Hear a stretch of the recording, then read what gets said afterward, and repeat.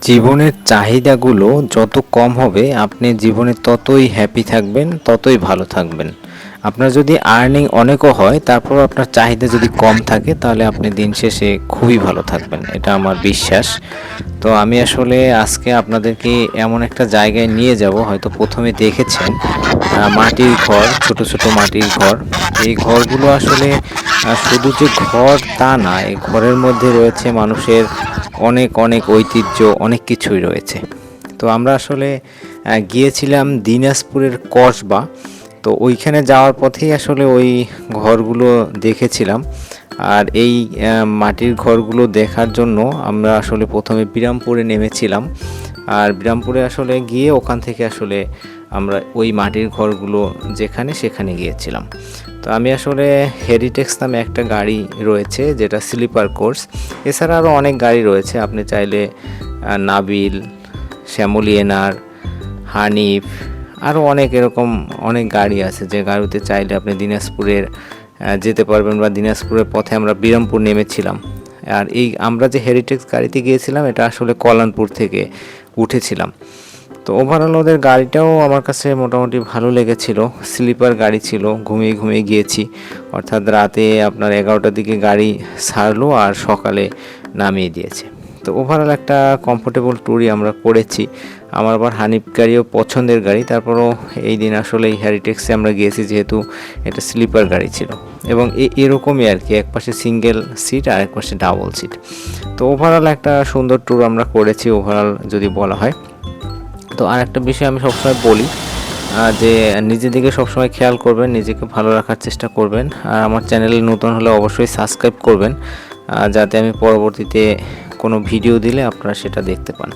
তো এই যে হেরিটেক্স গাড়িটা, এটা কিন্তু এরকম একটা জুতা রাখার র্যাক পাবেন আপনি প্রতিটা সিটের সামনে। সিঙ্গেলের একটা থাকে আর ডাবলে দুটো থাকে। আর আপনি যখন গাড়িতে উঠবেন তখন আপনাকে একটা পলিথিন দেওয়া হবে, ওইটায় জুতোগুলো নিয়ে আপনি ওই আপনার জায়গায় রেখে দিবেন। তো আমাদের গাড়ি আবার ফুড ভিলেজে দাঁড়িয়েছিল রাতে, মধ্যরাতে এক কথায়। তো এই মধ্যরাতে উঠে একটু ওয়াশরুমে যাওয়া আসলেই কষ্টকর, আসলেই পেইনেবল। তারপরও যেতে হয়, কারণ রাস্তার পথ বা একটু বাইরে গিয়ে ফ্রেশ হয়ে আসলে নিজের কাছেও ভালো লাগে। আর এখানে আসলে নাম না জানা বা নাম জানা অনেক গাড়ি রয়েছে। তো এটাও একটা বিষয় যে আসলে অনেক অনেক গাড়ির সমাহার এখানে রয়েছে এই ফুড ভিলেজে। এখানে গেলে আপনি অনেক গাড়িগুলোর সাথে আপনি পরিচিত হতে পারবেন, যে গাড়িগুলো হয়তো আপনি দেখেননি বা আপনি জানেন না, এরকম অনেক গাড়ি রয়েছে। আর এই হলো এদের রেস্টুরেন্টেরও গেট আপ খুব সুন্দর ছিল। আর এখান থেকে দোতলায় বসে একটা টোটাল গাড়ির একটা ভিউ আমি নেওয়ার চেষ্টা করেছিলাম। তো ওভারঅল যতটুকু পেরেছি নিয়েছি। এই 46 এরকম কিছু গাড়ি রয়েছে, তারপর 4G গাড়ি রয়েছে, তারপরে আরও নাম অনেক রকমের, অনেক ক্যাটাগরির আসলে গাড়ি রয়েছে। তো ওভারঅল আসলে আমরা সেই জায়গায় গিয়েছিলাম যে জায়গাটা আসলে একদম প্রত্যন্ত এলাকা এবং প্রত্যন্ত জায়গা, যে জায়গাটায় আপনি গেলে আপনার মন ভরে যাবে এক কথায়। মানে আমারও মন ভরে গিয়েছিল। কসবা, ওই জায়গাটার নাম হলো কসবা, মানে সাগর পাড়। তো আমরা যেখানে গিয়েছি কসবার মধ্যেই আর কি পড়েছে টোটাল জায়গাটা। আর একটা বিষয় যেটা বলেছিলাম আপনাদেরকে, যে মানুষের আসলে চাহিদা যত কম থাকে সে তত হ্যাপি থাকে। এর কারণ হলো আপনি আপনার চাহিদা যত বেশি হবে তখনই কিন্তু আপনার বিভিন্ন প্রবলেম শুরু হবে। এটা শুধু আপনার একার না, আপনার পরিবার, আপনার ওয়াইফ, আপনার মা বাবা, আপনার ভাই বোন, তাদেরও যদি কখনো চাহিদা বেশি হয়, আপনাকে নিয়ে তারা প্রত্যাশা বেশি করে, বা আপনাকে দিয়ে তারা যদি ভাবে যে আপনি তাদেরকে এই সাপোর্ট করবেন, ওই সাপোর্ট করবেন, টাকা দিবেন, পয়সা দিবেন, ডাক্তার দেখাবেন, এরকম যদি হাজারো মানে তাদের চাহিদা থাকে আপনার উপরে বা আপনার কাছে, তাহলে কিন্তু দিন শেষে আপনিও থাকবেন আনহ্যাপি, তারাও থাকবে আনহ্যাপি। কারণ আপনি তো তাদেরকে ওই সাপোর্ট হয়তো দিতে পারবেন না, কারণ আপনার সামর্থ্যের বাইরে গিয়ে তো আপনি সাপোর্ট করতে গেলে আপনি একটা টাইমে বিপদে পড়ে যাবেন। তো এই জন্য আমাদের সামর্থ্যের মধ্যে থেকেই আসলে আমাদেরকে সাপোর্ট সবাইকে দিতে হবে, বা যারা আমাদের পাশে আছে তাদেরকে আমাদের সাপোর্ট করতে হবে। কারণ আমার যদি 10 টাকা ইনকাম থাকে তাহলে আমি সেখান থেকে হয়তো বা 10 টাকাই খরচ করতে পারবো, কিন্তু আমি তো আর 11 টাকা পারবো না। যদি আমি 11 টাকা খরচ করতে যাই তাহলে কিন্তু আমাকে 1 টাকা ঋণ করতে হবে, আর আমি যদি এ মাসে 1 টাকা ঋণ করি তাহলে সেটা কিন্তু আগামী মাসের উপর আমার একটা বড় ইফেক্ট করবে। তো এই জন্য সবাই আমরা চেষ্টা করব আমাদের ইনকামের মধ্যে থেকেই আসলে আমাদের চলা, অর্থাৎ আমাদের কিছু সেভিংস করা, প্লাস আপনার কিছু টাকা দান করা, পরিবারের পিছনে খরচ করা। তো সব কিছু নিয়ে একটা সুন্দর একটা আপনি প্ল্যান করে আপনাকে করতে হবে। আর এর মধ্যে যদি আপনার চাহিদা বেশি থাকে আপনার বা আপনার কাছের মানুষগুলোর, তাহলে কিন্তু আপনি দিন শেষে অনেক বিপদে পড়ে যাবেন। তো আমি আসলে এই কথাগুলো বলেছিলাম এর পিছনে কারণ হলো কি, আমরা যেখানে গিয়েছিলাম সেই জায়গাটা আসলে খুবই প্রত্যন্ত একটা জায়গা। তো এতটাই প্রত্যন্ত জায়গা যেটা আসলে ভাবার বাইরে। তো আমরা আসলে দিনাজপুরের বিরামপুরে নেমেছি। তো সকালবেলা নেমে আসলে 1 কাপ রং চা আপনার সারাদিনের ক্লান্তিকে দূর করে দিতে পারবে। আমরা নাস্তা করে তারপর একটু রং চা খেয়ে নিলাম। তো ওভারঅল আসলে অন্যরকম অনুভূতি। আর এখানে গ্লাসে রং চা দেয়, এটাও একটা খুব অন্যরকম প্রাপ্তি ছিল। আর এখানে আসলে চায়ের আয়োজনটা একটু দেখেন কত সুন্দর, অনেকগুলো কেটলি, যেটা ঢাকা শহরে কিন্তু এরকম দেখা যায় না। তো ওভারঅল আমি আসলে এই চায়ের দোকানে চা খেয়েও খুব মানে অন্যরকম একটা অনুভূতি ফিল করেছি। আমি আসলে গ্রামের প্রতিটা দোকানের চায়ের স্বাদ একটু অন্যরকম, যেটা আসলে ঢাকা শহরের কিন্তু দোকানগুলোতে এটা পাওয়া যায় না। আর ওখানের আসলে সব কিছুই অন্যরকম, গ্রামের প্রতিটা জিনিস বা গ্রামের জায়গাগুলো, গ্রামের 1 কাপ চা, গ্রামের মানুষগুলো সহজ সরল থাকে, তাদের সাথে কথা বলেও একটা অন্যরকম প্রাপ্তি পাওয়া যায়, যেটা আসলে আপনি এই কমার্শিয়াল ঢাকা শহরে আপনি হয়তো পাবেন না। তো ওভারঅল একটা সুন্দর সময় আমরা কাটিয়েছি। আর বিষয় হলো যে আমরা আসলে সেই প্রত্যন্ত যে গ্রামে সেদিকে আসলে আমরা যাচ্ছি, যেখানে মাটির একদমই ছোট ছোট ঘর আছে, কিছু বড় ঘর আছে, কিছু দোতলা ঘর আছে। তো সেই জায়গাগুলোই আসলে আমরা যাচ্ছি আর কি। তো যাওয়ার পথেই আসলে আপনাদের সাথে এই আলোচনা বা এই কথা। তো ওভারঅল চেষ্টা করবেন আপনারাও যে আপনাদের চাহিদা যেন খুব বেশি না হয়, যে চাহিদা আপনার জীবনকে অতিষ্ঠ করে দিবে, অর্থাৎ আপনার জীবনের হ্যাপিনেস কেড়ে নেবে।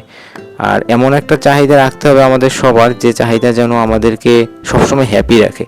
আর এই রাস্তাটা দেখেন, এটা আসলে আনবিলিভেবল একটা রাস্তা, অনেক সুন্দর, মানে দুই পাশে গাছ, মাঝখান দিয়ে রাস্তা চলে গেছে, দুই পাশে বিল। তো ওভারঅল একটা মানে অন্যরকম অনুভূতি এখানে গেলেও আপনি পাবেন। এই জন্য সবসময় নিজেকে ন্যাচারাল পরিবেশের সাথে বা একটা প্রকৃতির সাথে আপনি থাকার চেষ্টা করবেন, প্রকৃতি আপনাকে অনেক কিছু দিবে। তো এই আমরা আসলে সেই বাড়িগুলোর কাছাকাছি চলে এসেছি। এই দেখেন ঘরগুলো কত সুন্দর।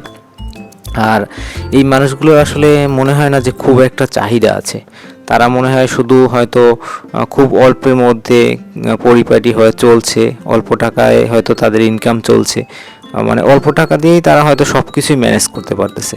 তো ওভারঅল যদি বলা হয় তাহলে আসলে প্রাপ্তি যতটুক তাদের চাহিদাও ততটুক।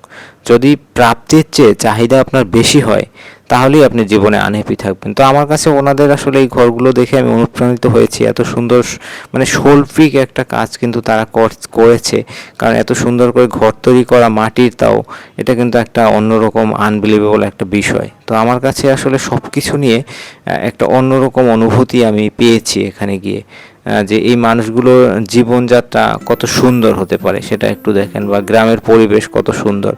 তো ওভারঅল যদি বলা হয় তাহলে একটা মনে করেন তাদের হ্যাপিনেসটাকেও আপনি অনেক সময় দেখতে পারেন, যে আপনার নিজের লাইফস্টাইলের সাথে আপনি হয়তো অনেক ভালো আছেন, ভালোভাবে চলছেন, তারপরও দিন শেষে কিন্তু আপনার একটা হয়তো আনহ্যাপিনেস একটা কাজ করে। কিন্তু আপনি যদি এই মানুষগুলোর কথা একবার ভাবেন যে তারা আসলে কেমন আছে, তারা কীরকম আছে, তারা মাটির ঘরে তাদের জীবনটা পার করে নিচ্ছে, তাহলে তাদের কথা ভাবলে কিন্তু আপনি দেখবেন আপনি নিজে অন্যরকম একটা অনুভূতি পাবেন, যে ভালো থাকার বা ভালো লাগার। তো আমরা যখন আমাদের নিজেদের সাথে কম্পেয়ার করি তখনই আমরা আনহ্যাপি থাকি। আপনি সবসময় চেষ্টা করবেন আপনি যতটুকু আছেন বা আপনি যেভাবে আছেন, আপনার চেয়ে কয়েক হাজার বা কয়েক লাখ বা কয়েক কোটি মানুষ আপনার চেয়ে অনেক খারাপ অবস্থায় আছেন, তাদের কথা একবার ভাববেন, দেখবেন আপনার অনেক হ্যাপিনেস চলে আসবে, আপনি অনেক ভালো থাকবেন, অনেক হ্যাপি থাকবেন। কারণ হলো আমরা যখন আমাদের শুধু নিজেদের কথা ভাবি তখনই আমরা আনহ্যাপি থাকি।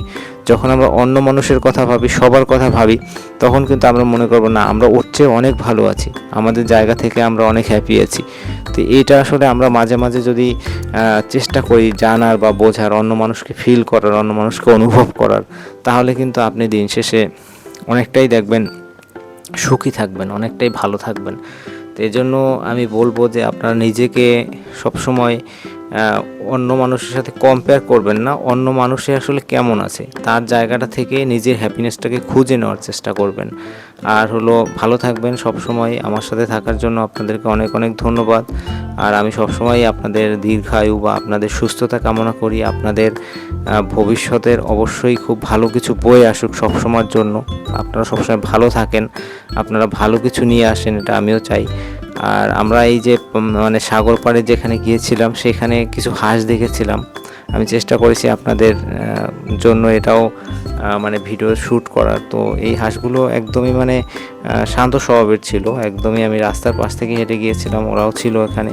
তো আর এই জায়গাটাও অনেক সুন্দর, মানে ন্যাচারাল পরিবেশ একদমই ভরপুর, মানে এতটা সুন্দর যে এই জায়গাটায় আপনি না গেলে আসলে আপনি বুঝবেন না যে জায়গাটা কতটা সুন্দর হতে পারে। তো আমার কাছে সব কিছু নিয়ে খুব ভালো সময় আমি একটা কাটিয়েছি। আপনারাও সম্ভব হলে চেষ্টা করবেন এই সব জায়গাগুলোতে ঘোরার, গ্রামের প্রত্যন্ত জায়গায় গ্রামের প্রত্যন্ত মানুষগুলোকে নিয়ে রিচার্জ করা, গ্রামের যে সৌন্দর্যতা প্রকৃতি নিয়ে রিচার্জ করার, যে জায়গাগুলো আপনার হ্যাপিনেস এনে দিতে পারে। ভালো থাকবেন যে যেখানে যে অবস্থায় থাকেন।